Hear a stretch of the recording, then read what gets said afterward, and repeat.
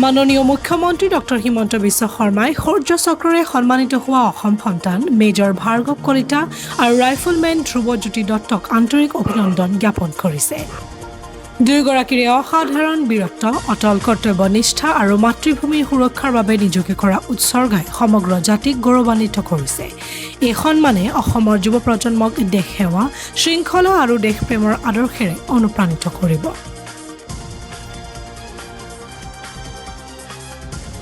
শৌৰ্য চক্ৰৰে সন্মানিত হৈছে অসমৰ দুই সন্তান মেজৰ ভাৰ্গৱ কলিতা আৰু ৰাইফলমেন ধ্ৰুৱজ্যোতি ডেকা। অসমৰ যুৱ প্ৰজন্মৰ বাবে এই দুয়োগৰাকীয়ে একোজন অনুপ্ৰেৰণা। মুখ্যমন্ত্ৰী ডক্টৰ হিমন্ত বিশ্ব শৰ্মাই দুয়োগৰাকীকে আন্তৰিক অভিনন্দন জ্ঞাপন কৰিছে। দুয়োগৰাকীৰে অসাধাৰণ বীৰত্ব, অদম্য সাহস আৰু অটল কৰ্মনিষ্ঠা লগতে মাতৃভূমিৰ সুৰক্ষাৰ বাবে নিজকে কৰা উৎসৰ্গাই সমগ্ৰ জাতিটোকে গৌৰৱান্বিত কৰিছে।